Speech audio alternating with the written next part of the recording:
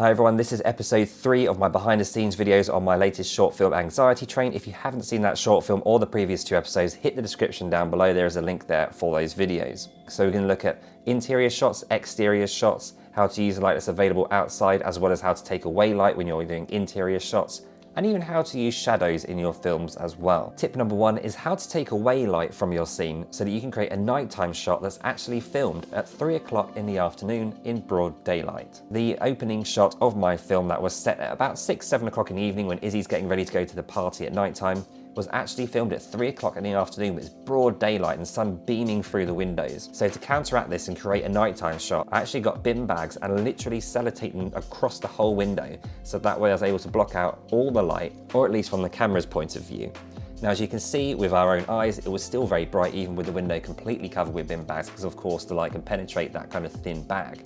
But once I got the shutter speed down to where it needed to be, which is 1/50 shutter speed, matched that with a 25 frames per second, because of the small sensor, it actually created a nighttime look, so you would never have known it was shot at 3 o'clock in the afternoon. Tip number 2 is utilize your practical lights. So in terms of available light, look around what you have in your own home or on location, look at lamps, things like that, and see how you can create a mood using those lights and create depth using those lights. So the lamp that's in the beginning scene of this film where Izzy's getting ready for the party that's on her makeup desk, that's just a simple warm coloured lamp. That's not a light bulb that's been bought in specially for this, I just used what I had. That way it's basically half the lighting for this film. Now the light that I have behind me, which is my Niwa light, that is a bi-colour light, so you can do warm colour temperatures or colder colour temperatures for daylight, morning, that kind of thing. So I used that to bounce against the wall at the back of the bedroom so that it didn't kind of overpower the room, make it look too daylight.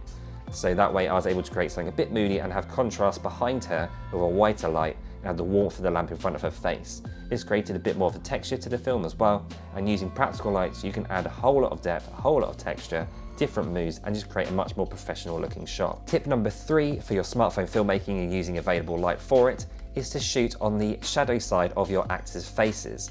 Why? Well, this creates more depth, so you've got a light side and a darker side, so it creates that depth there. Also, it creates more of a moody look, so with this film, Anxiety Train, I really wanted to create much more of a dark feel, a stressed feel, and so to film on the shadow side of a face and create more depth, it made it feel a bit darker, so you're going to that place that the character is in as well. Tip number 4 is how to film in locations where the light is everywhere. So on the train platform, which is the second scene in Anxiety Train, being a train platform, it's really well lit. It's lit the whole way across the platform, as you can see in these shots. So it was very difficult to create any kind of contrast. So what I did is, for some of the shots, I had her sit on the bench. That way there's no light behind her because it's literally just a tiled wall. And whilst it reflected a little bit of light, it was the only way to cut out light was to have that wall behind her and have her kind of close to it. So that's one way to work around a tricky location, is to find where the light isn't coming from and then use that to create depth. Tip number 5 is utilize shadows on your location. So on this train platform, obviously it was very, very well lit, but the one place where there was no light at all coming through was the actual train tunnel itself. So I always had this vision of her looking down that tunnel, hearing that train coming, and in that kind of darkness of the tunnel looming over her, and it felt like something was just going to come out and grab her and pull her in. So look at where the shadows are in your locations, look at how you can utilize them if they work for your story, and that way you can create something really unique and unusual. And it felt very, very, I'm going to say it, like a cinematic moment where her feelings match what she's seeing, and there's a lot of sort of metaphors with that as well. She's looking into the darkness, what's going to come out. It represents everything she's scared. It's the beginning of her journey. Use shadows, guys. You never know what you can do with a story with shadows. Tip number 6 is don't be afraid of chaotic lighting in a location. Now the third scene for Izzy in Anxiety Train is when she arrives in London, central London at Piccadilly Circus Station. As she comes out, it's a single sort of almost tracking shot into dolly shot. She comes up the stairs and then we come around to her face. I wasn't really able to get a shadow side of her too much because lighting was just going everywhere. And whilst I was location scouting, I did notice that there was lights flashing everywhere. There's big, big lights straight opposite me across the street. There's lights behind me, to the left, to the right. And it varied so much, but it actually created a really great feeling of chaos. That was basically her kryptonite, you know. When she arrived there, it was just so chaotic. It was so messy. Everything she was feeling inside was what she was seeing on the outside.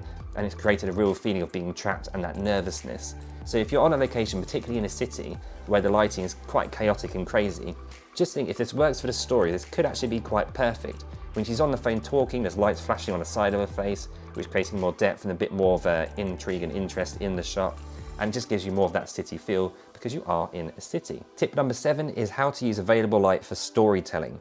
Now, in a scene where Izzy has first arrived at London, once she comes out of the station, she then starts walking down this like cobbled street where these really beautiful spotlights are going zigzagging down that cobbled street, illuminating as she gets further and further and deeper into that shot.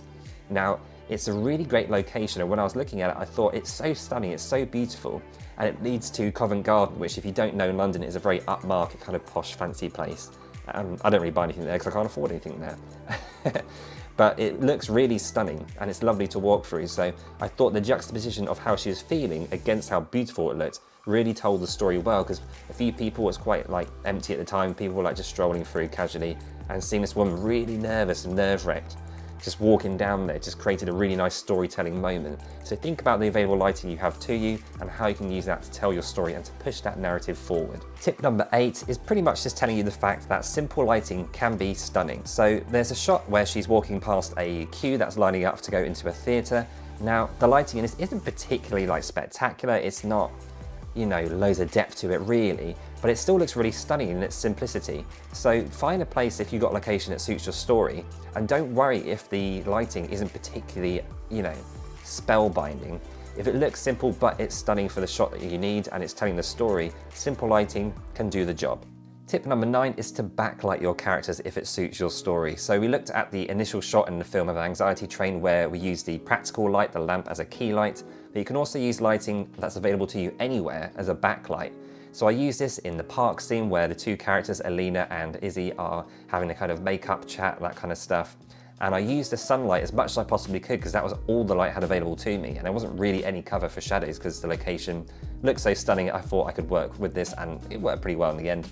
But using the backlighting behind them, it just creates a bit of a depth and it separates that character from the background. So this lighting I have on me now, where you can see the light on my cheek and on my ear, on the back of my hair just here, it separates me from the background. And if you do that with your characters, it just adds a bit of depth as well to your shots.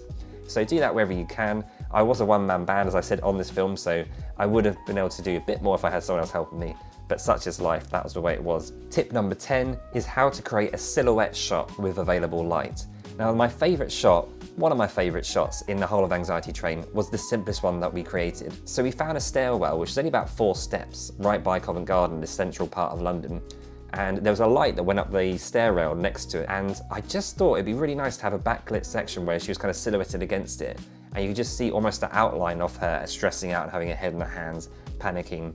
You could maybe hear her breathing as well to add to that. But you're not seeing her face clearly. However, using that kind of silhouette look with the light on the rail just backlighting her slightly to create a shadow of her was a really, really stunning technique, which really worked so well for the film.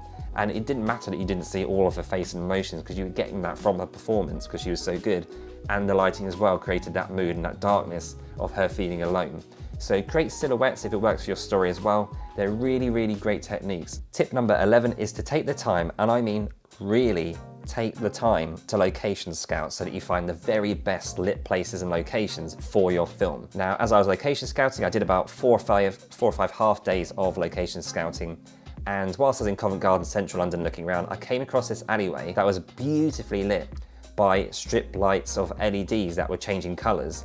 And it just looked absolutely stunning. And I knew that this had to be in the film, and I knew that it was going to match with a scene perfectly. So when she's getting the message as she's walking away from the party, saying that her best friend is on her own and she's basically been ditched by all her friends and she's very, very sad, this kind of dreamlike quality of the alleyway really played into it and made it feel like she was in this kind of no man's land. And it could go one way where it's a really stunning experience, she gets to see her friends say goodbye, or she could go the other way into darkness where she's back into her social anxiety bubble.